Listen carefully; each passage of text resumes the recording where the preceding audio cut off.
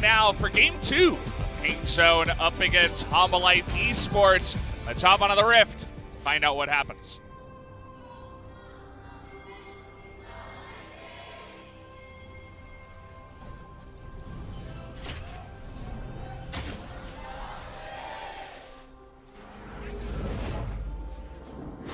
Alrighty, gonna hop back into this one as Hanwha looking to get some vision down.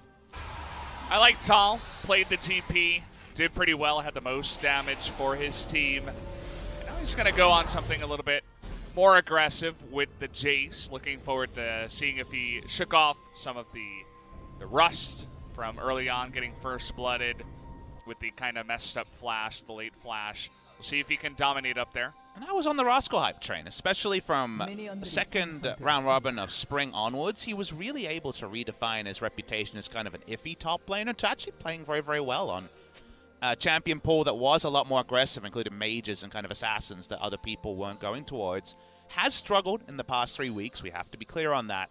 I actually like his choice here. It's a return to, used to be Cloth 5, now Cloth 4. In a tricky matchup, we talked about how there's always a turning point in Akali versus Jace. At least in this scenario, this allows Akali to play weak side. Actually, Akali can't play weak side like some other champions because, well, I mean, what's she going to do, right? Jace is going to ranged auto attack her, and then the potential for a dive with Jarvan is super high. You can go Cloth 4 and not jungle around top and be confident that Akali will not be in health range to be dived easily. Take a look at this early action in the bottom lane. Deft and TusiN are so angry as that auto attack on the backside of the Q, and Key scratches the back of his head. Certainly didn't see that one coming. They just punked them. Just walked up and whambo slammed them with Dazzle. Wow. That is embarrassing. But that's one way to flex when you're in the bottom side. They got double dazzled without a flash being used. Well, that happened. And you know what? Oh, boy. And you know what, Valdez? KingZone said, all right, we lost our privileges. We can't play split push anymore. We'll team fight against you. It's team fight versus team fight. And what do we always talk about when there's overlapping identities, when both teams only really do one thing? Yes, there could be a case where one top laner has solo kill on the other, but in a world where that doesn't happen, the team that gets ahead often just wins because they've got better items. So we watch the replay here. A double dazzle comes in. Remember, you get the attack speed passive, so Tarek's base damage is pretty high. Aww. And the last frozen snowflake there. Elsa proud because it's a solo kill, it feels like, for KingZone's duo lane. Yeah, just straight up outplaying them. He did not expect that, and he did not flash correctly on time in the right direction. Or anything, really. So definitely a bit of an oopsie down there. So good start here for KingZone, who certainly must have felt a little bit embarrassed after game 1. Now looking to turn the tables here. And games like this are also interesting to me because sometimes as casters, you overthink things more than the players or the teams did. You ascribe them as intentional when actually they were just a quirk of kind of what the player thought, didn't discuss it with anyone, things like that. When I see Cloth for Akali, I think Rek'Sai is going bot mid only. Until maybe like much later in the case. And again, Akali doesn't provide very much if you go to her 3-6. But that's also something bonO could have seen and be like, wait, can I just gank the hell out of this top lane, or do I need to be in position for a counter gank bot? So I always like to check myself before I wreck myself in terms of being like super over the top, next level, next level, next level. And so far, Rek'Sai has had no interest in going anywhere. We'll see what Cuzz's pathing options are, because this is a champion where you want to see what a Rek'Sai can do pre-6. bonO on a ward here. Just looking to help out on the bottom side. Deft was actually laughing. Yeah. The gank was coming. He was laughing. I mean, they did solo. They did get a 2v2 kill. That was very embarrassing. So I guess it's a smart place to go. He gained the right to laugh in the lane. As Sangyoon didn't seem too affected, went back and bought a call. As, okay. I wonder if the tunnel was revealed. I couldn't tell from the vision going there. I don't believe it was. Look at all the pings no, that there's are the going on. pings. Okay, the pings do good. Right, was right on the tail end. Deft walks up, and understandably, Sangyoon and Key are a little bit shook. First buy came in just a cull. Wow, cull to a Caulfield's Warhound. Yeah. Unfortunate. There's a bit of a difference in the bottom lane as Rascal in here has to shuriken away. Looks like he's just fine, but a nice amount of burst damage from the Jace. The other part where the Cloth 4 is helpful is that because you're a melee champion whose only kind of ranged ability in lane is the Q that pushes the wave, it's so likely to get frozen on. You can take a bad trade and push the lane in with the Cloth 4 and the extra health potion. So it is important there. So definitely consider it if you're playing on at home. We do see on our minimap and towards the left of the screen, bonO's been chilling for a while. We're 5-manning the bot lane. Holy moly. They are not messing around with this one as summoners available, but the ult comes out from the Vel'Koz. TP coming in from the side of Naehyun, but it's not going to get in range there for the sweep Marino. Now Thal has to flash away, but a 5-man dive in the bot lane nets them the 1 kill after all that. Okay, all right. I believe it. Hanwha Life are not to be trifled with, clearly. The 5-man collapse. The group minion wave, you knew someone was there, but usually it's the jungler, not 2 more people. Rascal finally finds the time to push up. He'll want a turret plate, but he might not get it. Minions should be able to take this down, but I don't know if he'll be unleashed. No. Minions killed very quickly. I didn't realize that was Lava teleporting in. Yeah. So Lava comes in, kills the minions. Here's the replay. Whatever dazzle you got wasn't going to be enough for 5. It was a flash dazzle onto Lava to try to interrupt, I assume, the ult charge, but it was too late there. So TusiN trying to play reactive Taric much harder. It seemed like Naehyun and Cuzz were on a little bit of different wavelengths, and maybe there was a chance to dive in, but perhaps without the Void Rush wasn't going to happen. Zone back away, and suddenly there's going to be a bit of a summoner advantage. 2 flashes to 1 on the bot side. Yeah, so a nice little try by Hanwha. Can't really blame them for that. They have an insane amount of damage there, especially with the level 6 Vel'Koz. If he did not get flashed upon, that would have been even more than we did just see. So something a little bit unorthodox that you don't see every day, but obviously a lot more fun than sitting back and just farming for hours as Cuzz now coming in looking for Lava, not going to find him. And I think you could extend the concept of, it's something nice you don't see that often, is the Taric support against Nautilus. Because if you're going to pick a support with only all-in lane presence, i.e. no poke lane presence, not a Lux, right? You don't want Taric against Lux. That could be tricky without a jungle camp.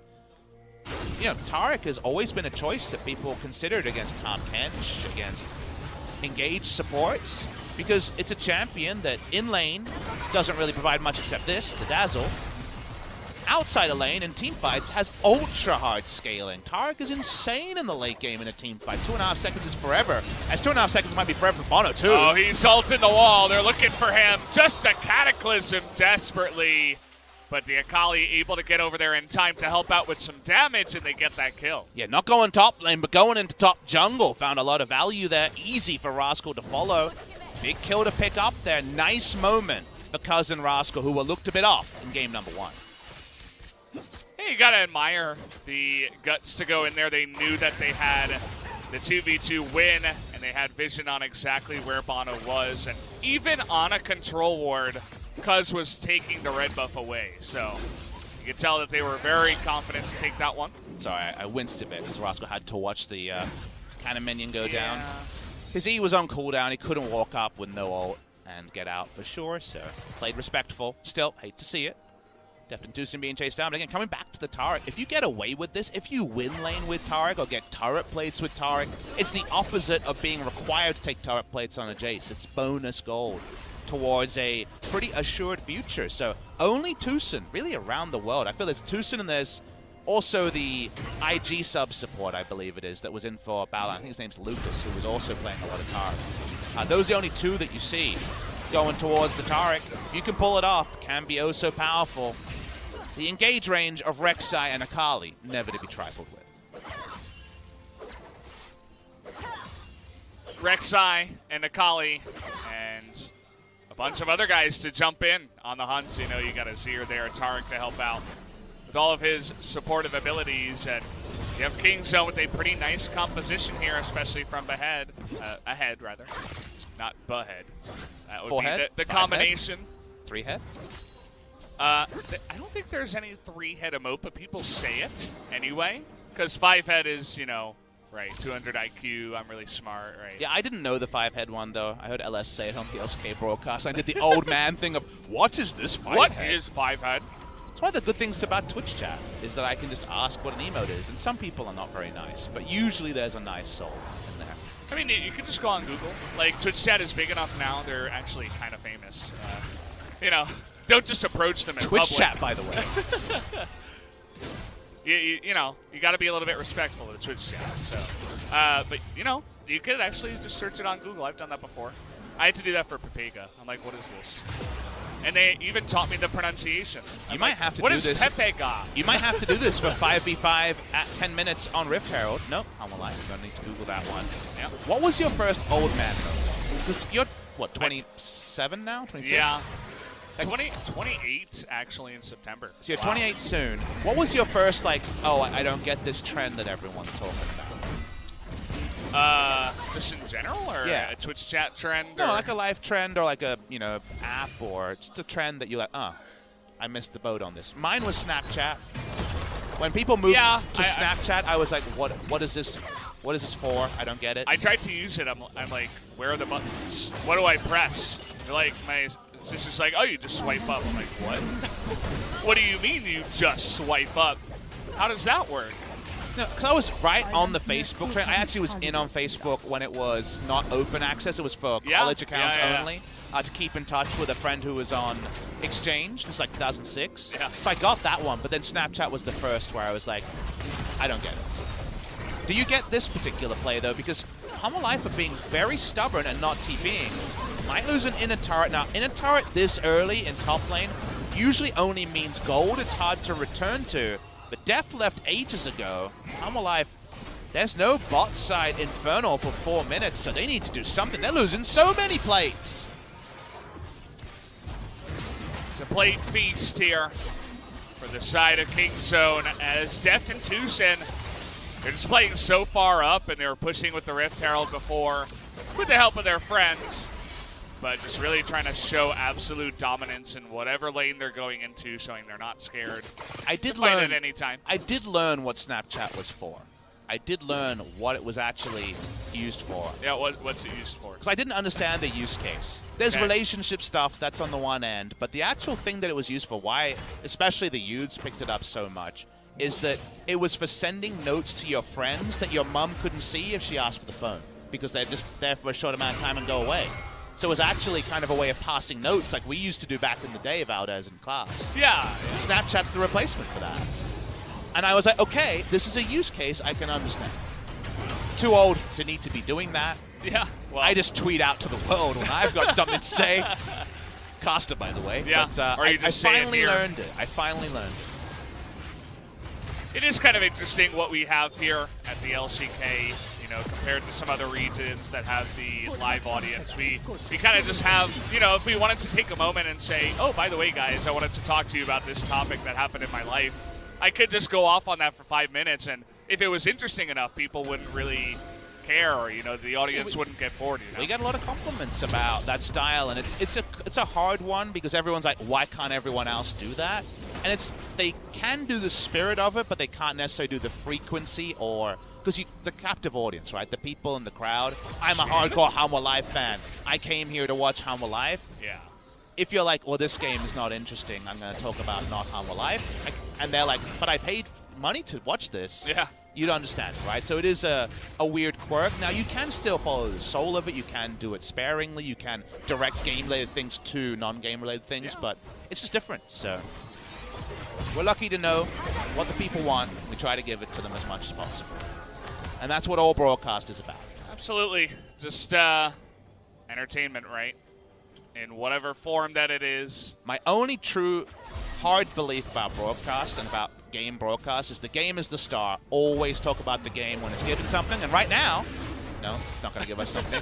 Right now, Papa Smithy's the star. It's never Papa's fun talk and a side of game. It's the game wherever the game is shining. That's like a stream, right? You know, your own personal stream would be that, which, by the way, Papa Smithy does a stream every But if it's FarmFest 2019 30 minutes of no interaction, like, people are watching at 5 a.m. in NA, they're watching from all over the world. Yeah. We'll make sure you're having a good time, even if the game isn't doing it for you. Yeah, or we just go based off of the game. You know, if nothing's happening, we're not going to say, oh, look at these numbers. Look at this nothing. Isn't it interesting, nothing? Wow, he's got 20 more CS. He's, you know. That could be a long He's sword. a great player. You know, not, you know. We can say that once, but that'll be just about it.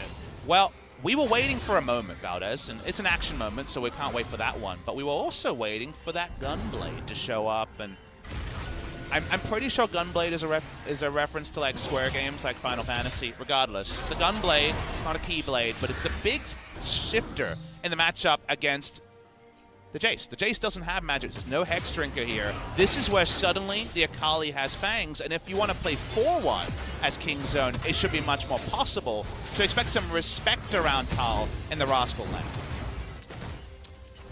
Yeah, you can't really mess around with an Akali once he hits that power spike. It's definitely going to be a big one.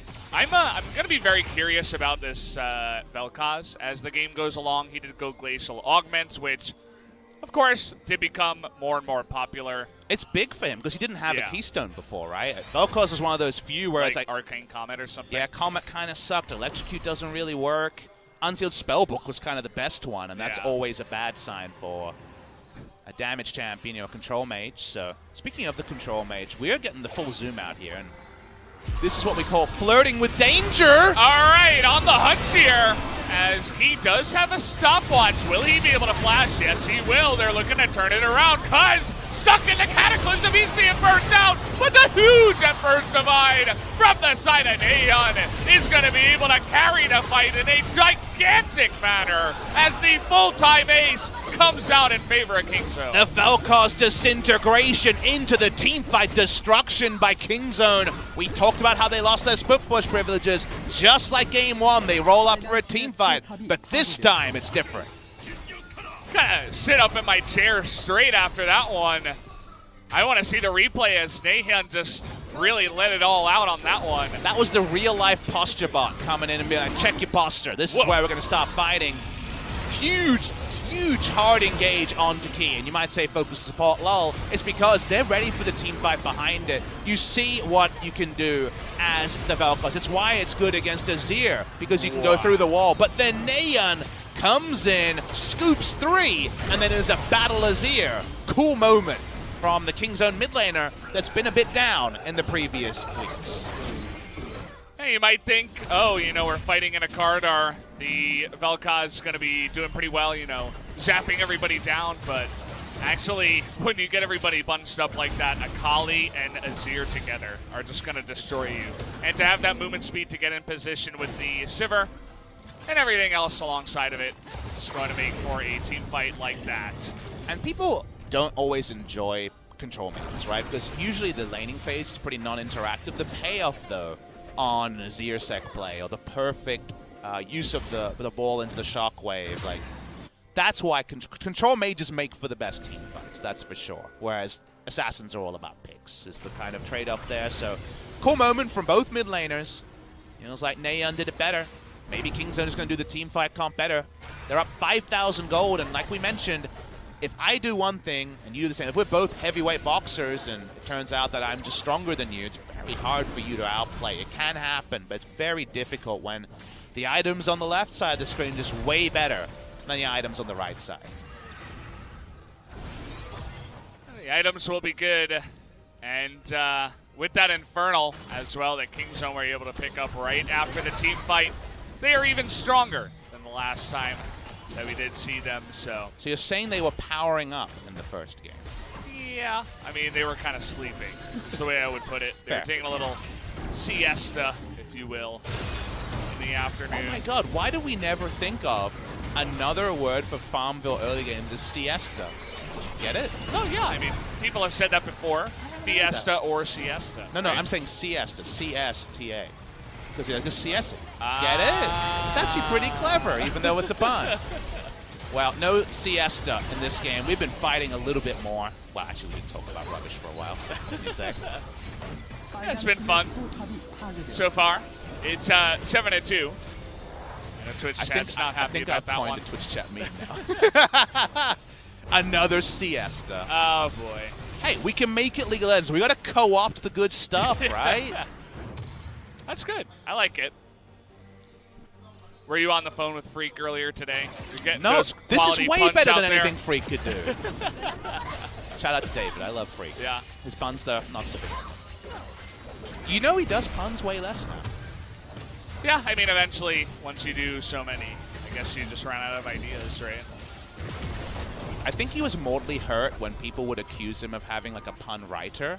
So he's been like, what if he heard that and he's like, oh, I guess my puns have gone down in quality, and then like put the puns into like and I just wanted to like put them together for years, right? Like when I re-unleashed them. And then he hired a pun writer to write his puns after that happened. I like to think that he did some soul searching and found like grade A+ material that he's holding on to, but yeah, it could be that as well. We're so bizarre, no one would ever accuse us of having writers. We're running real fast, and Sangyoon doesn't know. Sangyoon doesn't know that the entire team is coming in here as bonO trying to be a good teammate, but he was a bad teammate there as he gave his life, which means pretty much a free Baron here to Kingzone. They're going to run straight at it. Remember that it's red side Vel'Koz. He can do a lot of damage over the wall. If they time it correctly, too, you get an accelerated... Okay. He's walking in. Rascal trying to stop him here, and... well, Lava's going to be slightly interrupted, so now we're fighting 3v5.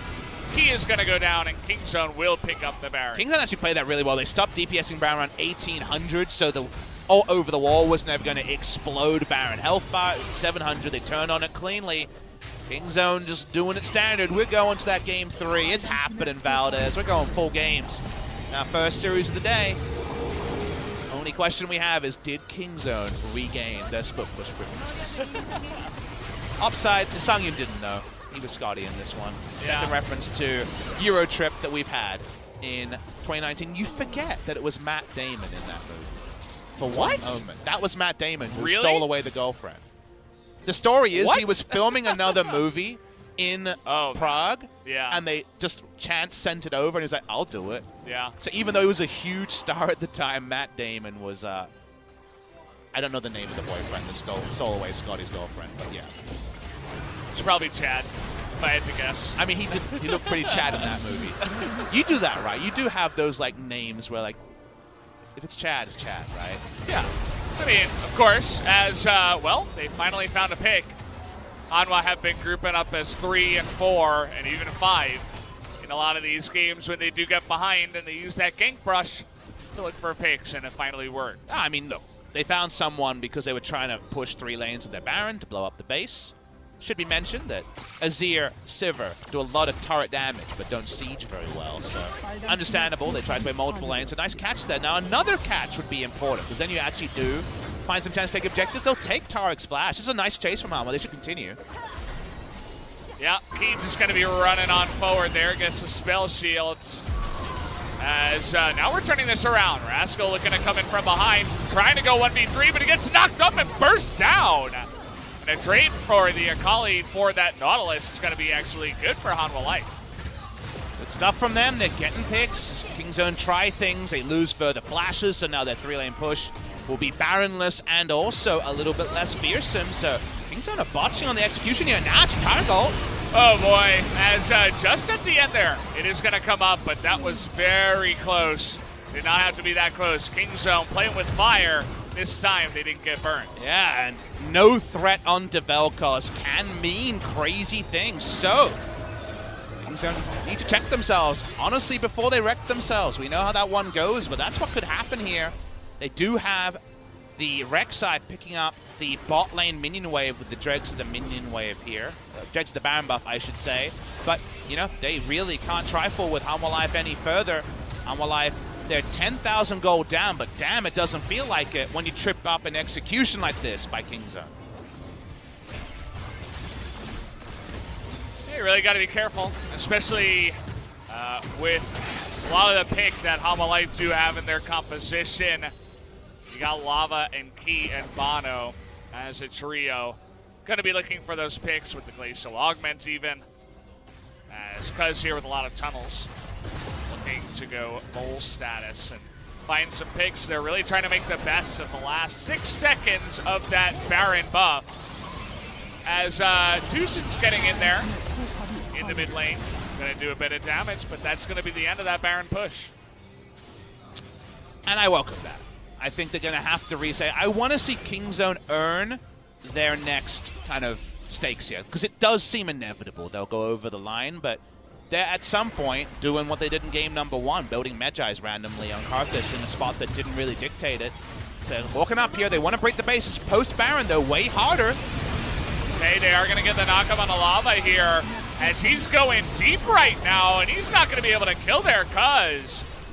So now 4 on 5, but very low health bars from the side of Hanwha Life. So Hanwha another kill, but the inhibitor was broken by Kingzone. And Taric ult required just to pick that one up. They need to use so much to be able to take it down. But actually, honestly, with all the wave clear and the fact that they tripped up on 3-lane push, you kind of have to take that as acceptable losses by the side of Kingzone Dragon X. They kind of had to make that move in order to break the base, because with all the wave clear on the enemy side, there was no guarantee. So they dive in.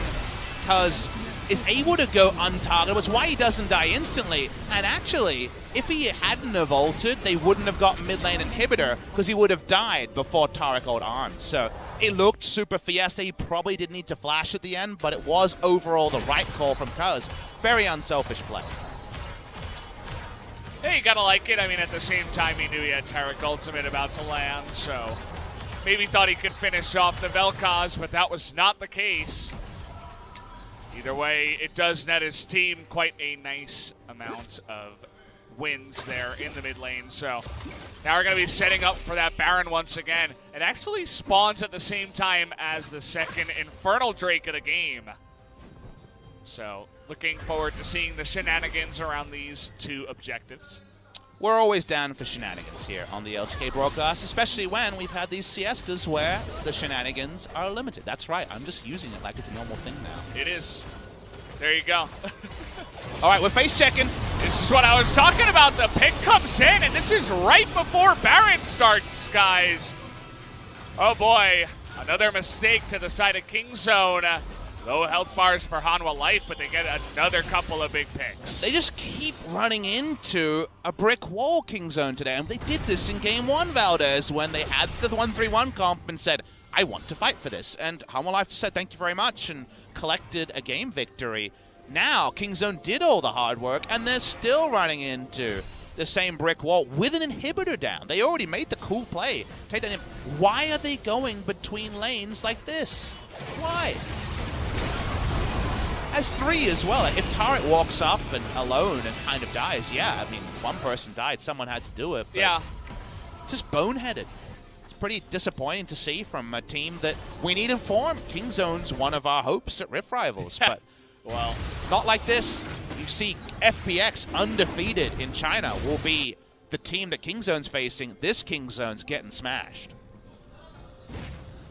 You don't want to be in a position where you lose game 1 and then you can't close out a lead, rather, in game 2 up against Hanwha Life Esports, who are currently in 7th place. How are you going to do well up against those Chinese top teams? We know how, right? We've seen so many times the how. The highlight reel shows you the how, but the now? No. The now, right now, is very disappointing. So Kingzone have played with their food, and look, the gold lead's gone down, but it's still 8,000, and Hanwha Live's teamfight comp isn't as strong as Kingzone's teamfight comp. So still, deck is stacked. You've got the ace up your sleeve, but will it just be hobbling over the line for Kingzone? Will they actually lose a couple more teamfights and make it a 50-50? You get to 60k gold, and who cares what your gold lead is, right? So we'll wait and see. There's many smart things they can do here. But now, at least, because Baron is up, they don't feel like they can go and pick up the bot lane minion wave and use Rascal's teleport. You can impact the fight pretty quickly as Akali with all her mobility, but they've already, face-checked enough times. They're keeping all their troops near. See how they approach this last bit. Sun Turret goes down here as we're starting up the Baron. Yep. Now, the first Baron was probably the best spot for Kingzone in recent memory. They played that very well. All right, the Void Seeker does see. Will he go for the flash? TusiN. Well, we do have the flash, but it's not out of the Jarvan, and now they're looking for the blood. Nice knock up from Lava, but he is still going to go down here. Thal trying to jump in, but this is just a team fight where they are too far behind. Naehyun coming in from behind, just going to sweep up the trash here, looking for Lava, who hasn't been trash, but at this point in time, he's not going to be able to do much here. Goes down to that last Q, and we're going to be going down to a game number 3. And we should have known, TusiN, even on a non-playmaker, is the reason they close this game. Flashing over, he does the hard work with the dazzle into Flash on the Taric. Give him his MVP, he deserves it. His team definitely hobbled over, and maybe we see the way to attack Kingzone Dragon X eerily similar to the way to attack a Freak of Freaks in the past. If TusiN can't do it all himself,